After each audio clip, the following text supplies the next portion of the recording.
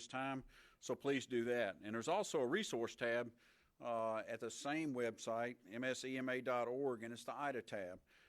There, you'll be able to see hard damage assessments, what's going on. You'll be able to see what's happening. Well, if you need to have assistance tomorrow, we're actually going to have a team that is going to be answering the phones. If you'll go to that website, if you need individual assistance, if you need help finding a shelter during this heat advisory that's coming up, if you need help with your damage at your home, that's the number that you need to call. We have a fully accompanied individual assistance team that will help you get those things that you do. If you're from Louisiana and you are in the state of Mississippi, there is opportunities for help as well. We've talked with our counterparts in New Orleans, and it is ready.nola.gov.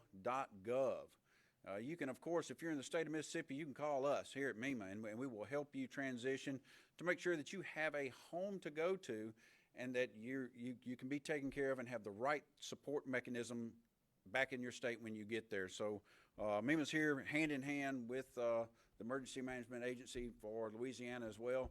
And Governor, that's the end of my brief. Thank you, Mac, and we'll take questions after everyone has an opportunity to update you. I'm going to call on Jim Craig with the Mississippi Department of Health, who was here on Saturday as well and has been instrumental in the movement and the activations of our healthcare space. So, Jim. Thank you, Governor, and good afternoon, everyone. I'd like to update you on a few activities from the state ESF-8 and the Mississippi State Department of Health through the day-to-day.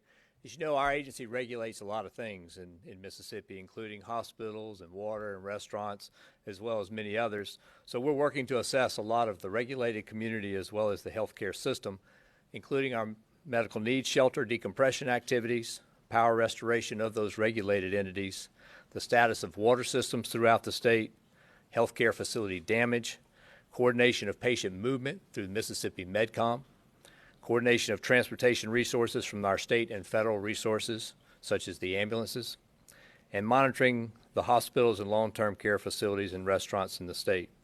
So far, our assessment teams who have been working all day today report nursing homes. We have 4 nursing homes that are on generator. 2 nursing homes are reporting minor damage. We have an intermediate care facility for individuals with intellectual disabilities. 1 of those facilities is on generator, and 2 are reporting minor damage.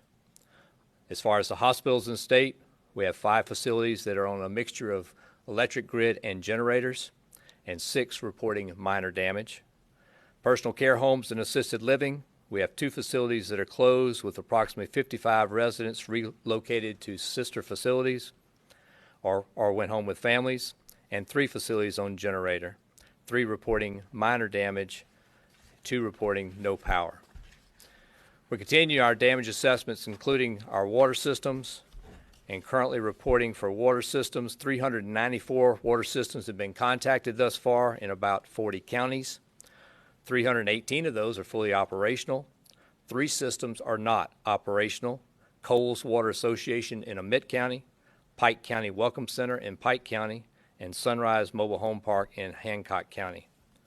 There are 4 boil water notices that have been issued to Mount Olive Water Association in Hinds County, Oak Harbor in Hancock County, Sunrise Mobile Home Park in Hancock County, and Willow Grove Water Association in Covington County. We're continuing those assessments, and we'll be working through the night into tomorrow as we work toward assessing for recovery here in Mississippi.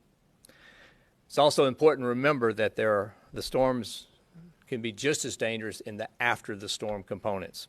So let me go over a few precautions, and Matt covered one of them that I really wanted to make sure that everyone hears, and that's about generators. You know, carbon monoxide is something you can't see, smell, or taste. You don't know that it's there. Don't operate a generator anywhere near your window, in the home. Make sure it's out and away from the building. Signs and symptoms: start having a headache, notice that the skin colors of the family members are turning red, carbon monoxide is present. So again, be very, very safe with the generators. That is usually one of the leading causes for injury that we see after a storm. The second is people operating chainsaws. If you don't operate a chainsaw all the time, today may not be the best time to start trying to practice. Remember that our healthcare system has a lot of pressure on it right now for space. We don't want injuries to occur that may also need that hospitalization. In addition, children playing in floodwaters. We have some localized flooding in the state of Mississippi. Don't allow your children to play in floodwater. There's chemicals, human waste, as well as animal waste as part of that. In the event that they do have contact with it, remember, good hand washing, as well as have an alcohol-based hand cleaner available to sanitize. We are issuing some boil water notices. That's something that occurs from time to time in Mississippi, but if you're not familiar with what to do under a boil water notice, and you have power, you can go to healthyms.com, and we'll have some information out there about things that you can do. Food safety-wise, remember that if it's been more than 2 hours without power, it's probably time to pack your food into ice from a refrigerator so that you can keep it cool or consider cooking or discarding. Remember, if in doubt, throw it out.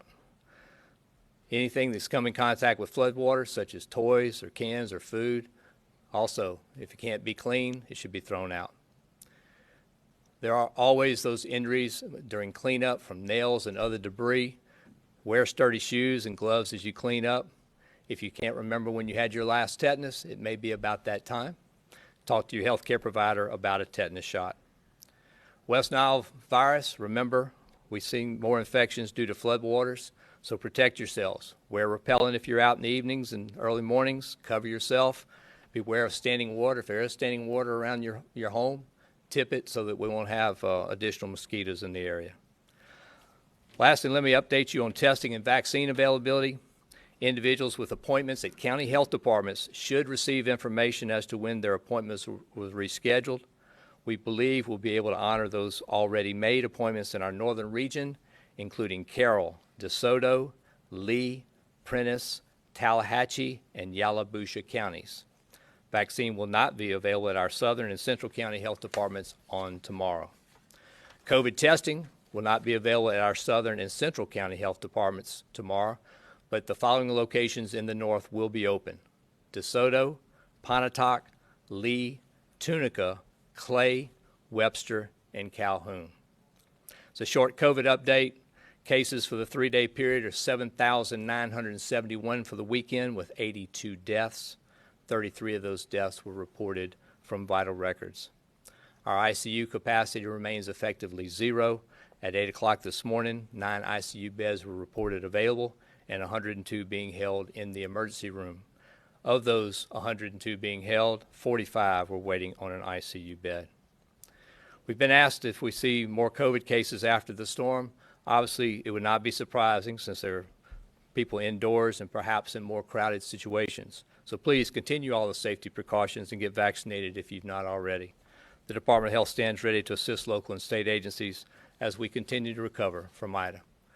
Governor, that's all I have for today for a brief. Thank you, Jim. At this time, I'm going to call on General Boyles to come forward and give an update from the Mississippi National Guard. General? Thank you, Governor. The Mississippi Guard is working with MEMA to support the Governor's guidance on what we need to do to react to any of the remnants of Hurricane Ida. We are a force of over 12,000 men and women. We currently have 165 men and women who are on orders to support the hurricane effort. We can surge to over 1,000 who are currently alerted to support MEMA, to support the Governor's initiative on reacting to the storm. Those specialties are engineering, they're military police, they're logistical, transportation, pod distribution, and so we're prepared to do our job if the Governor needs us to do that. We are also exploring areas, Governor, to help our neighbors in case they need some assistance from Mississippi. That's all I have. Thank you. Thank you, General Boyles, and I'll just reiterate, those of us that have been around a little while know what it's like to be in a really tough spot immediately following a hurricane like Hurricane Katrina. We know what it's like for men and women from other states across the country to show up and go to work helping us. And as General Boyles and I have talked, as well as Commissioner Tyndall, who will be our next speaker, as we get this storm out of Mississippi, as we do the damage assessments, as we become even more confident that the individuals that are currently deployed and ready to assist in Mississippi are more needed in the state of Louisiana, we will do what Mississippians do. We will step up and we will go to help. At this time, I'm going to ask for an update from the Department of Public Safety, Commissioner Tyndall. He himself a veteran of many hurricanes, being a Harrison County resident, and he's had eyes and ears on the ground throughout South Mississippi over the last 48 hours. So, Commissioner, thank you. Thank you, Governor. Thank you, Mac. Both y'all's leadership during this time is evident when you see organizations and agencies coming together to have a unified response to such a natural disaster. I can tell you that we were able to mobilize Mississippi Highway Patrol, Mississippi Office of Homeland Security, MBN agents, as well as our Commercial Truck and Enforcement Division, have them ready in South Mississippi to be deployed to either the coast or to Southwest Mississippi should the need arise. After evaluating the storm as it was making landfall and looking at the conditions in South Mississippi, talking to local law enforcement there, sheriff's office and police chiefs as well as mayors, and also reaching out to sheriffs throughout Southwest Mississippi, it was determined that for the immediate needs today, that our efforts should be focused towards Southwest Mississippi. The situation there from a law enforcement standpoint seems to be in a very good place. We will refocus some efforts along the coast. As we know, in the coming days, there will be a number of travelers coming back to Louisiana or attempting to come back to Louisiana along I-10. So we will have troopers along the interstate to assist them on their return. I can tell you that our Homeland Security, along with other agencies, did a number of swift water rescues. Highway Patrol's dive team also did as well, and were able to save various families, to which we're very proud of. As the governor mentioned, having grown up on the Mississippi Gulf Coast, I know all too well about what it means to prepare for storms and to clean up after storms. But I also want to give a lot of thanks to the first responders, because for the first time, I was able to see that while everybody else is cleaning up their yards and preparing for the storm, your law enforcement and other first responders are getting ready to protect you. And during the storm, they're there to protect you. And after the storm, they're there to protect you. So it takes time away from their family, their property, and their needs, and they deserve a lot of appreciation and a lot of thanks. Going forward, I'd like to remind everybody, although we don't see a lot of down traffic lights or electricity is being restored, there still are some areas where you might come across a traffic light that is not operational. If you do come to one that is not operational, you should treat it as a four-way stop.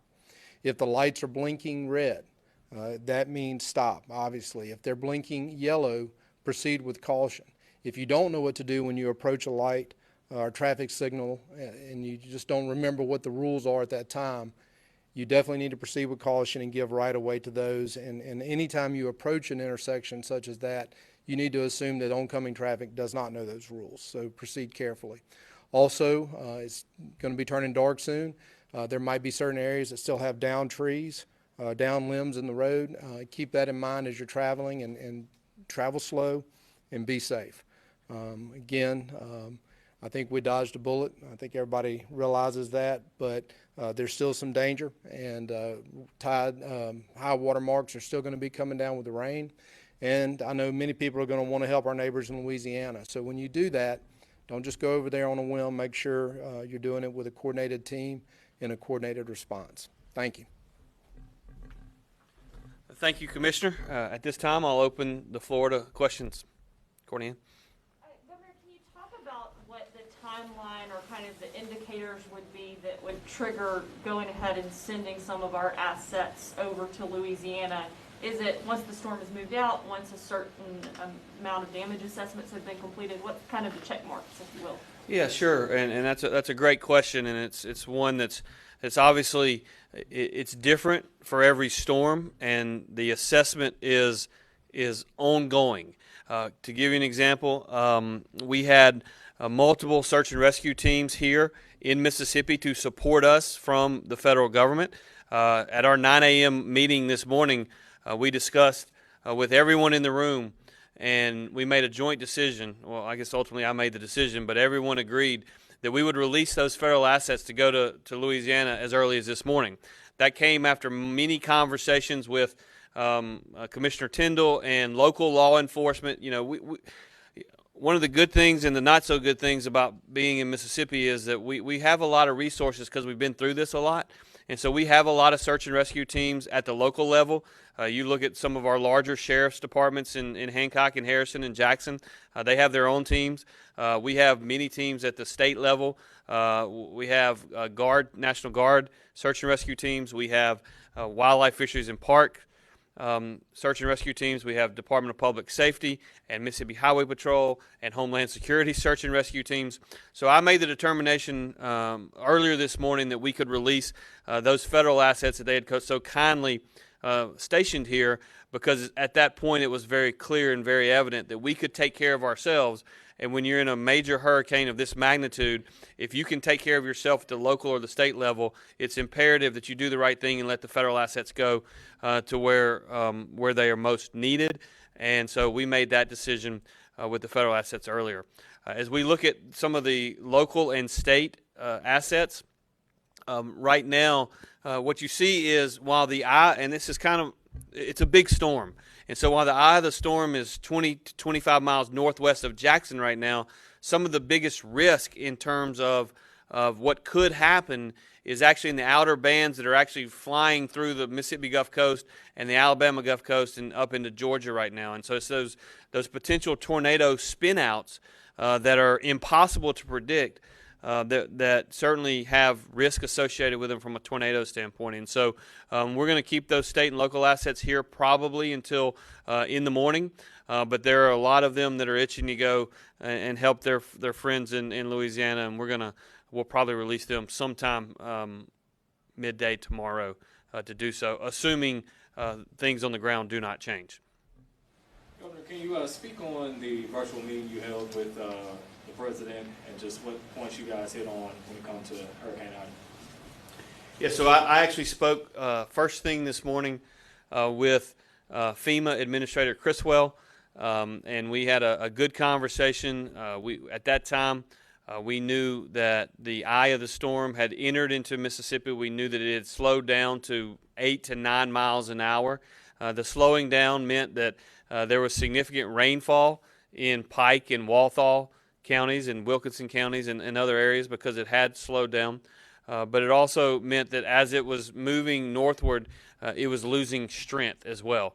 And certainly we've seen that as it's gotten to the Jackson metro area and north. We're seeing 30-mile-an-hour winds rather than 55 to 65-mile-an-hour winds, which were originally projected. Given how much rainfall that we've received over the last 24 to 36 hours, we were really, really concerned about the potential for 65-mile-an-hour winds with the ground completely soaked and the amount of trees that could fall. We've still seen significant amounts of trees. We've seen a lot of debris. We've seen a lot of limbs fall, but not nearly as much as it might have otherwise could have been. We did speak on a call earlier today with the President. He offered his support.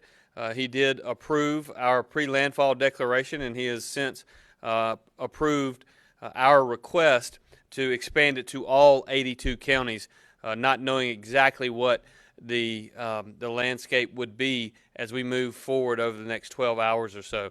So it was a good call. It was a number of people, largely from Louisiana and a few from Mississippi as well. And so at that time, the storm was south of Jackson while it was ongoing, so we were in a very different situation at that time than was Louisiana. They were very much in search and rescue. At the time, we were still very much in the phase of let's see what the storm's going to do as it moves northward, and as we see those outer bounds and what's happening in the southeast part of the state. Okay, Bailey? Hunter Dawkins with the Gazebo Gazette has Okay. a question. Good. Hunter? There it is. Thank you, Bailey. Thank you, Governor. Quick question that I have for you. I'm pretty sure that you know about this, Governor, that the Health and Human Services declared a public health emergency after the storm today. I know that you spoke about the resources that we're going to try to give quite a number to Louisiana, but based on our COVID hospital numbers, at least, are we using these resources that the Public Health Department in America, HHS, is going to give to us? Yes, I'm not familiar with specifically the order that they have released. I will tell you that we have significant assets available to us. They're being staged here in Jackson. I'm going to let Jim Craig talk to you about the specifics of that. Obviously, in a hurricane situation such as this, maximum flexibility to decompress hospitals and to move patients is incredibly important. Not only having that maximum flexibility, but having the means by which to do so certainly helps. We have and had been offered significant assets to do that, from fixed-wing aircraft all the way down to ambulances. And if it's okay with you, Hunter, I'm just going to let Jim walk us through that. Thank you, Governor. Yes, we have been very fortunate to have about 140 ambulances from the FEMA contract come to our state to assist.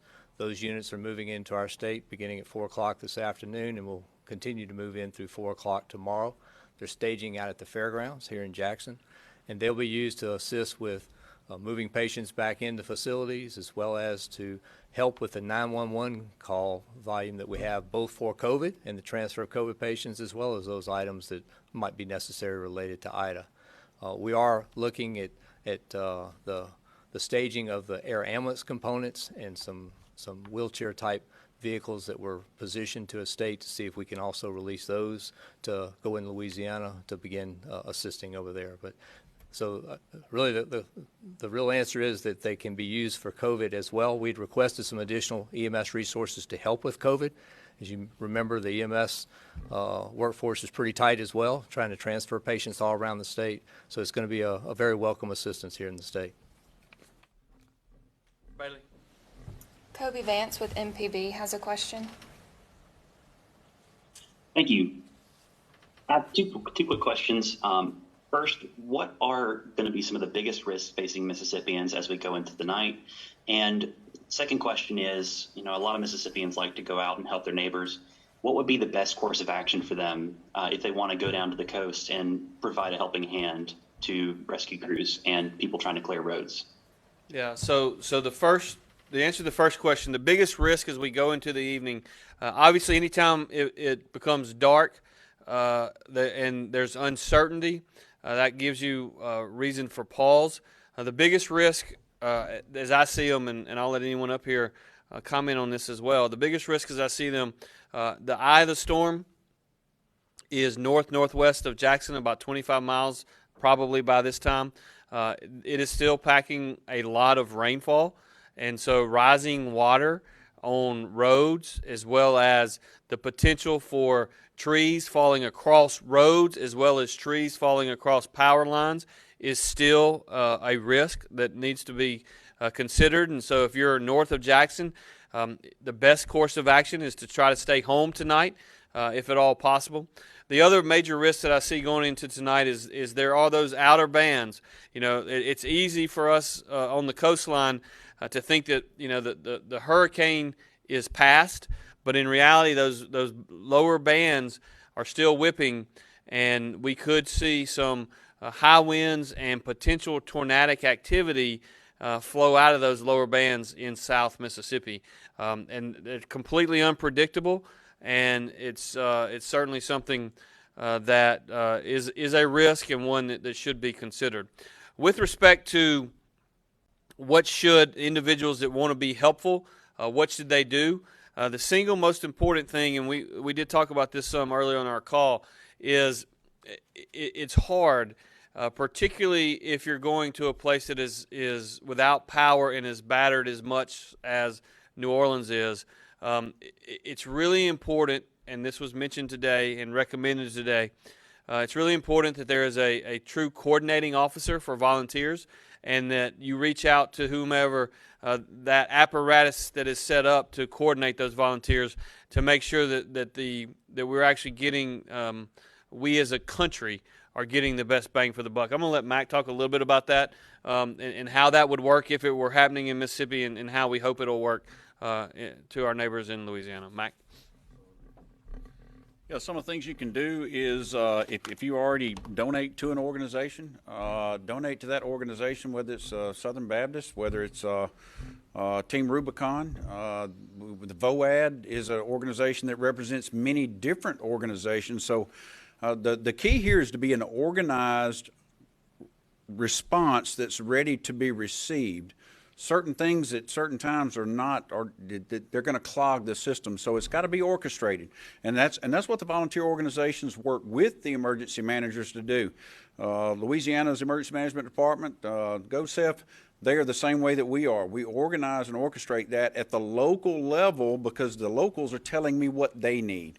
So we're making sure that we get the right thing there at the right time. If you bring in crews to come in and paint houses, well, we need to muck them. We need to get all the debris out of them, the mud, clean them up. We probably got to cut out drywall 3 to 4 or 5 feet up. So you got to get the right timing there with those groups. So, and Mississippi wants to give. We're one of the most giving states. Our VOADs here in the state do an awesome job, as well as our other team members, to be able to go in and rebuild and help those that are in need. But please be organized. If you need to know what organizations, well, we're happy to give that information out here. Just call us here at MEMA, or if you're going to deploy a group into Louisiana, we can put you in touch with that receiving group there to make sure that we don't overwhelm that local emergency response with something that is not needed at that time or not orchestrated into the response. Thank you, Mac. Yes, sir. I know you guys advise people to call their local EOC directors before the storm, and they'll get in touch with you. Just want to know how many of those calls have you all received from the local EOC director, just kind of to assess the damage that has been. Yeah, well, something we do is I've been meeting with all the emergency management directors throughout the state since I've been appointed this position, and I told each and every one of them, I'm not going to call you in the first 24 nor the first 48 hours. Why? That's because they're busy. They are dealing with mayors. They're talking to the Board of Aldermen. They're working with their constituents in their county.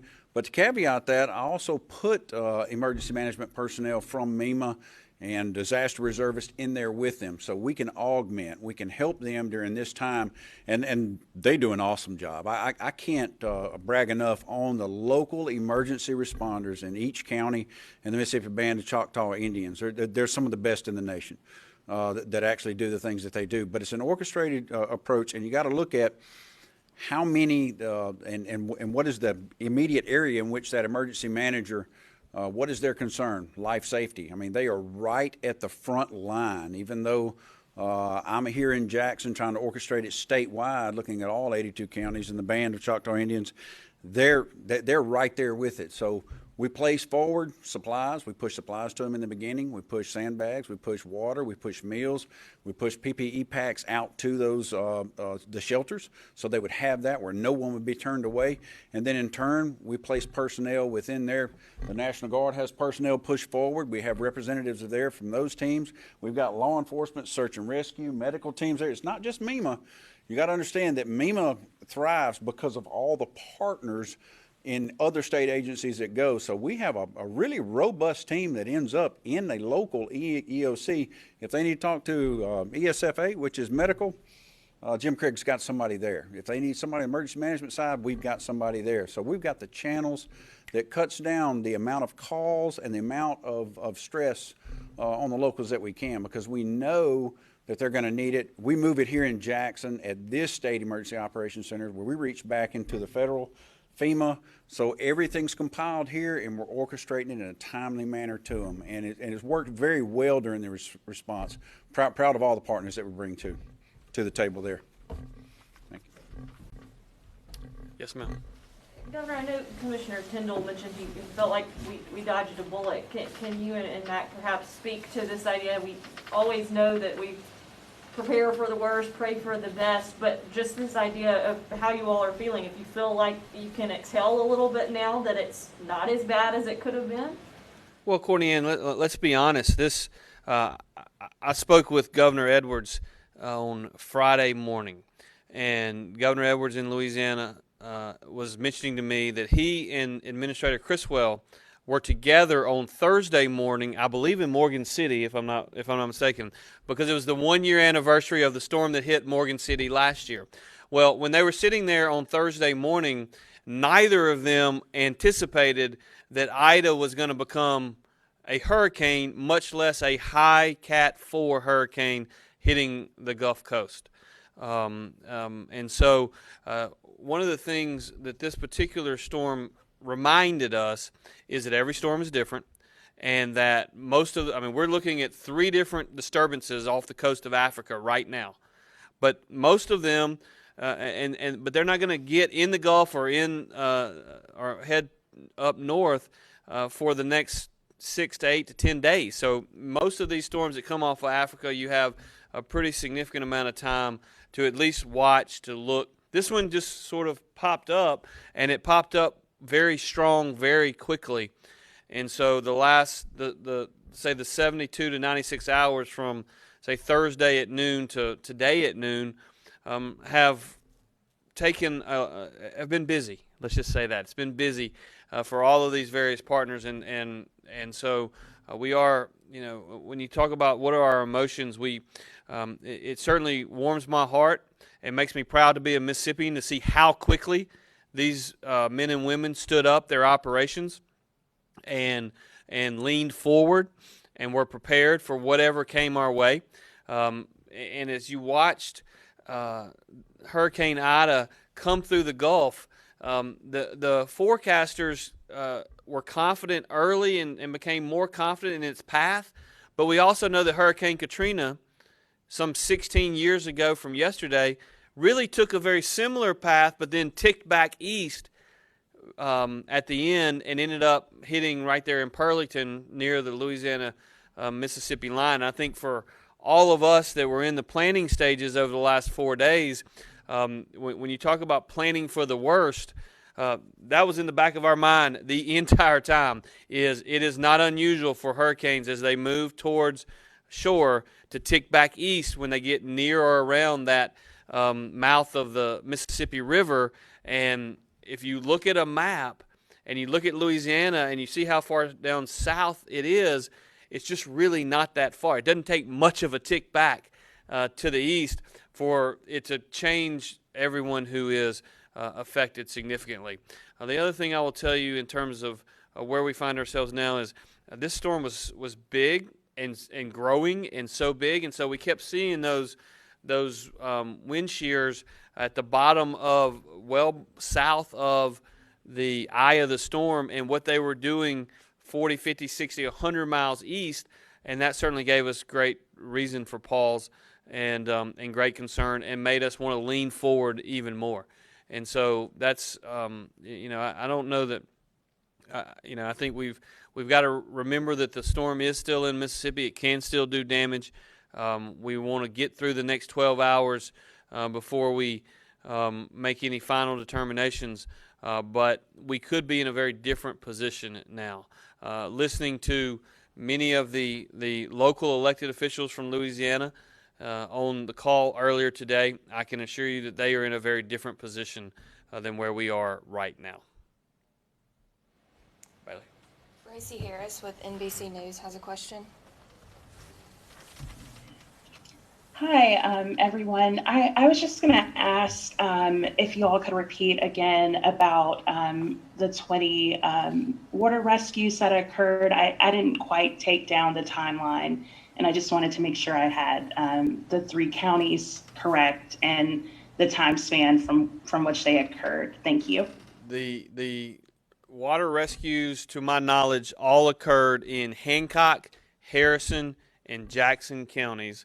And I don't really have a timeline other than they've occurred over the last 36 hours. Thank you, Bracy. Emily Pettis with the AP has a question. Hi, my question is for Governor Reeves, and it's about COVID. Given the high transmission rate of COVID in Mississippi, Governor, I wanted to ask you about comments you made Thursday evening at a political fundraiser up in the Memphis area, where you said that people in Mississippi and the Mid-South were a little less scared about COVID. when you believe in eternal life, when you believe that living on this earth is but a blip on the screen and you don't have to be so scared of things. I was wondering if you could expound a little bit upon those comments, what you meant by that, and whether you have any concern that that might take away people's willingness to take preventative measures.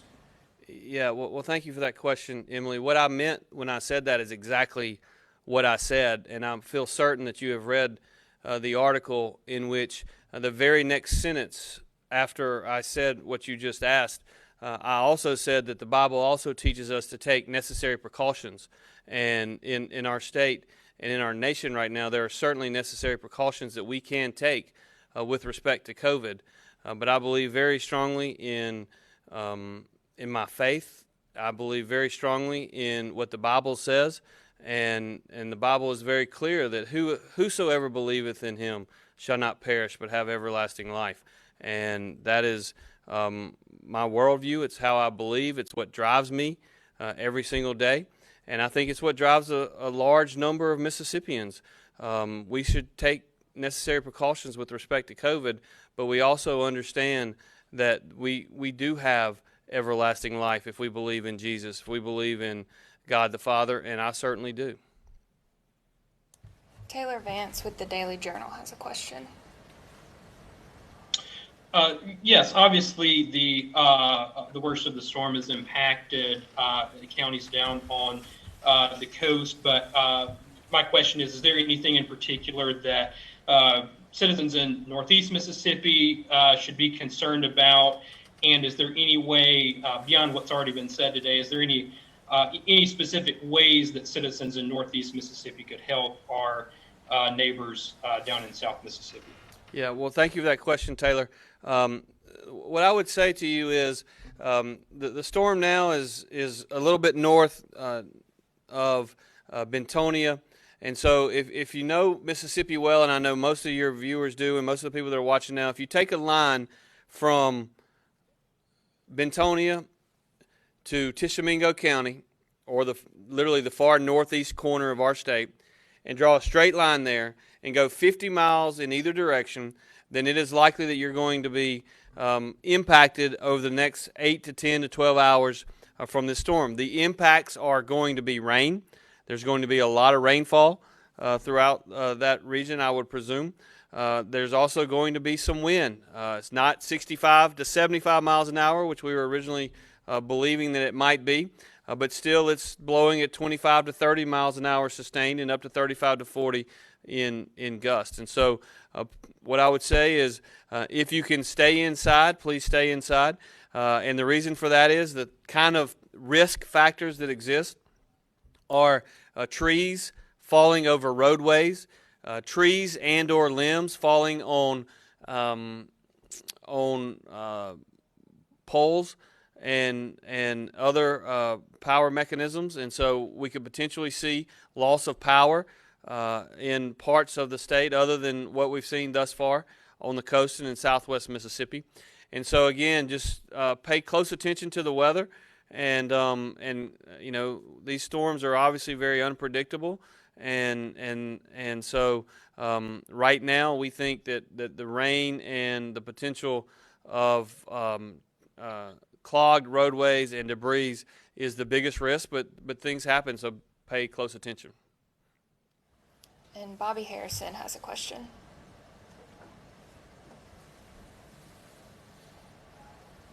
Bobby?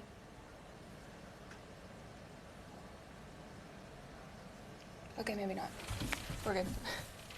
Oh. Yes, Governor? Yeah, go ahead. I'm sorry. I know this is correct. I think it's correct, but there's been no fatalities in Mississippi as a result of this storm. Is that correct?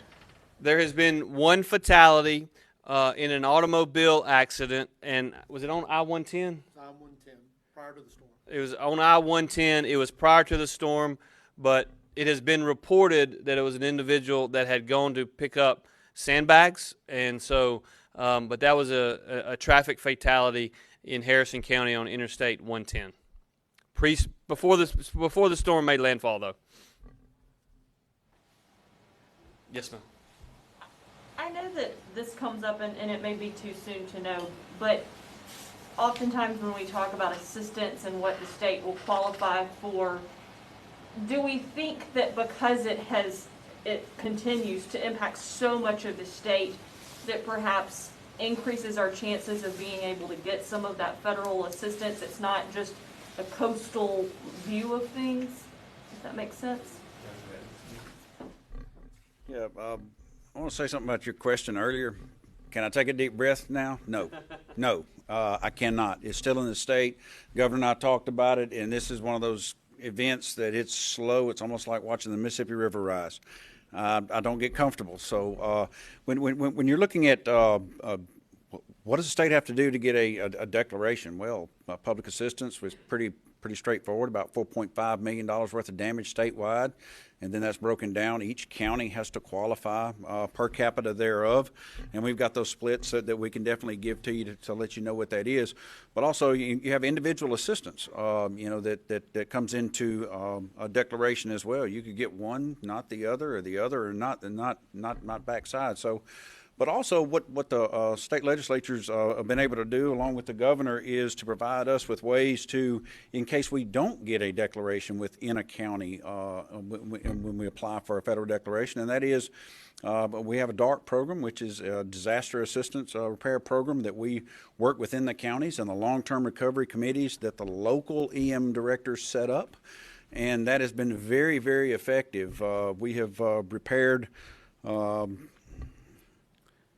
we spent $8.5 million, and we repaired, if I'm not mistaken, about 900 homes in the last 3 years just out of the state program, which has been very significant. And that's where our volunteers come in, though. They come in and volunteer the labor and things of that nature. So a couple of different ways for this disaster to be looked at, and we're definitely going to turn over every leaf to get every Mississippian what we deserve and what we are capable of actually qualifying for, so we can rebuild quicker. And I won't be good until it leaves Tishomingo County and the state is clear. And you brought up, I guess, my comment about the state dodging a bullet, and I just want to say there's one thing that I learned very clearly in Katrina is that you can have a lot of property damage, you can lose your home, you can lose your business, and those are all things that you can replace. But what you can't replace is human life. And one of the things that I know on the coast and throughout southwest Mississippi is we haven't had that loss of human life like you've seen in Louisiana. And that's really what I'm talking about, because there's certainly been property damage. I know folks have lost businesses during the storm and had damage to their homes. But that is one lesson that I learned personally in Katrina, and I think a lot of folks learned, and that's what I meant by that. So, thank you. Seeing no further questions at this time, just a reminder that we do have about 10 to 12 more hours of this storm being in the state of Mississippi. Be cautious, be aware, be weather aware, and working together we'll come through this. Again, we'll come before you again soon, I am sure, but in the meantime, again, I just want to thank everybody, all the men and women that these men and women behind me represent. There's literally been a group combined effort that has just been astronomical, and they make me proud to be a Mississippian. So thank y'all, and God bless.